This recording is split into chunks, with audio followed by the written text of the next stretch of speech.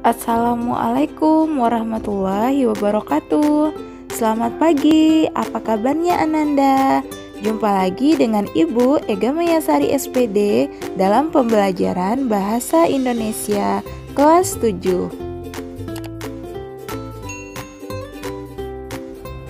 Baiklah Ananda, materi kita hari ini masih tentang teks fabel.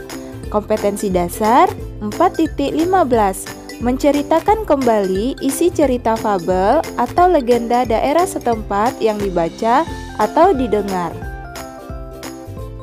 Nah, baiklah, sebelum kita masuk kepada materi pembelajaran, apa sih tujuan pembelajaran kita kali ini? 1. Peserta didik dapat mengurutkan rangkaian peristiwa pada fabel yang dibaca atau didengar. Yang kedua, peserta didik dapat menyimpulkan kembali isi cerita fabel yang dibaca atau didengar secara urut dan lengkap. Baiklah, Ibu akan menjelaskan materi tentang langkah-langkah menceritakan isi fabel. Yang pertama, membaca berulang-ulang teks fabel yang akan diceritakan. 2. Mencatat nama tokoh, watak tokoh, latar, dan amanat yang terdapat dalam teks fabel.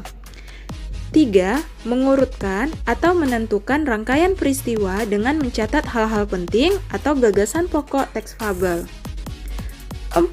Menulis atau melisankan kembali teks fabel yang dibaca dengan menggunakan kata-kata sendiri atau tidak menggunakan dialog.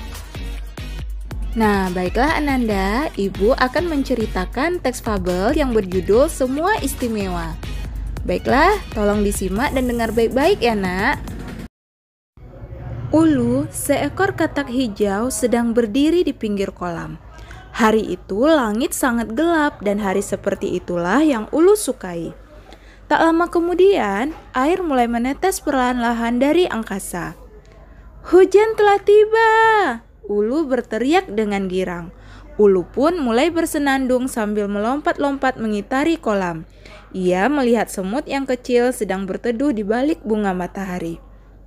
Wahai semut, hujan telah tiba, jangan bersembunyi, seru Ulu kepada semut yang sedang berusaha keras menghindari tetesan air hujan.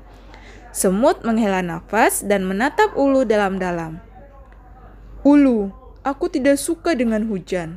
Kamu lihat betapa mungilnya tubuhku. Air hujan akan menyeret dan menenggelamkanku ke kolam. Aku tidak bisa berenang sepertimu, makanya aku berteduh, sahut semut. Makanya semut, kau harus berlatih berenang. Aku sejak berupa berudu sudah bisa berenang. Masa kau tidak bisa berenang? Itu sangat mudah. Julurkan saja kakimu. Ulu menjulurkan kakinya dan tendang ke belakang seperti ini. Ups, maaf, kakimu kan pendek. Hahaha. Sambil tertawa, Ulu melompat meninggalkan semut. Semut hanya bisa menatap Ulu dengan kesal. Semut tidak dapat berenang karena ia berjalan. Ulu kembali berseru, "Hujan telah tiba! Hujan telah tiba!" Oh, hai ikan, aku sangat suka dengan hujan. Bagaimana denganmu? Ulu berhenti di pinggir kolam dan berbicara kepada ikan yang sedang berenang di dalam kolam. Ikan mendongakkan kepalanya ke atas dan berbicara kepada Ulu. Aku tidak dapat merasakan hujan Ulu. Lihatlah, aku tinggal bersama air. Bagaimana caranya aku dapat menikmati hujan seperti kamu Ulu? Ikan pun kembali berputar-putar di dalam kolam. Hah, sedih sekali hidupmu ikan. Seandainya kamu seperti aku dapat hidup di dalam dua dunia, di darat dan di air, mungkin kamu akan dapat merasakan kebahagiaan ini. Nikmati saja air kolammu, sebab kamu tidak akan dapat pernah merasakan rintikan hujan di badanmu. Apa yang Ulu katakan sangat menusuk hati ikan. Ikan menatap ke arah tubuhnya yang bersisik, lalu menatap ke arah tubuh licin Ulu. Ikan yang bersedih hati pun berenang meninggalkan Ulu ke sisi kolam yang lain. Ulu pun kembali melompat-lompat di sekitar kolam dan kembali bersenandung. Saat Ulu tiba di bawah pohon, ia melihat burung sedang bertengger di dahan pohon dan membersihkan bulunya. Ulu mengira burung juga sama seperti semut dan ikan yang tidak dapat menikmati hujan. Hai burung, kenapa kau tidak mau keluar dan menikmati hujan? Apakah kamu takut bulumu basah? Atau apakah kamu takut tenggelam ke dalam kolam seperti semut? Ataukah memang kamu tidak bisa menikmati indahnya hujan seperti ikan? Setelah berkata demikian, Ulu tertawa kencang-kencang. Hahaha, hahaha. Burung menatap ke arah Ulu yang masih tertawa.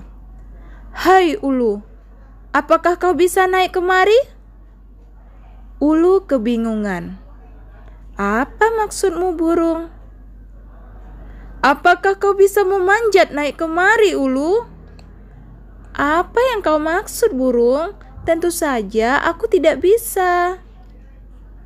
Ulu cemberut dan menatap ke arah dua kakinya. Ulu menyesal punya kaki yang pendek sehingga tidak bisa terbang. Ulu, tidakkah kamu tahu bahwa Sang Pencipta membuat kita dengan keunikan yang berbeda-beda? Aku tidak bisa berenang sepertimu dan ikan, tetapi aku bisa terbang mengitari angkasa. Burung kembali berkata dengan bijak. Itulah yang kumaksud, Ulu. Kita masing-masing memiliki kelebihan sendiri. Semut tidak bisa berenang sepertimu, tetapi ia bisa menyusup ke tempat-tempat kecil yang tidak dapat kau lewati. Ikan tidak dapat melompat-lompat sepertimu, tetapi ia bernafas di bawah air. Kamu tidak seharusnya menghina mereka. Ulu mulai menyadari bahwa tindakannya salah. Diam-diam, Ulu berpikir bahwa tindakannya itu tidak benar. Ia seharusnya tidak menyombongkan kelebihan dan menghina teman-temannya. Maafkan aku, burung, ucap Ulu seraya menatap sendu ke arah semut dan ikan yang sejak tadi memperhatikan pembicaraan mereka. Maafkan aku, semut, ikan, selama ini aku telah menyinggung perasaanmu. Sejak saat itu, Ulu mulai menghargai teman-temannya dan mereka pun menyukainya kembali. Nah, demikianlah cerita teks fabel Semua Istimewa. Baiklah, anakku sekalian, kali ini anakku sekalian akan mendiskusikan di dalam kelompoknya masing-masing tentang LKPD yang akan kita kerjakan hari ini. Nah, setelah selesai berdiskusi di dalam kelompoknya, perwakilan kelompok nanti akan mempresentasikan hasilnya di depan kelas. Dan kelompok lain akan menanggapi dan memberikan komentar terhadap penampilan temannya. Demikianlah materi pembelajaran kita hari ini. Baiklah, sebelum Ibu tutup, dimanapun anakku sekalian berada, jangan lupa tetap mematuhi protokol kesehatan, yaitu 5M, memakai masker, mencuci tangan, menjaga jarak, menjauhi kerumunan, dan mengurangi mobilitas. Sampai jumpa anak-anakku sekalian, anak-anak hebat. Wassalamualaikum warahmatullahi wabarakatuh.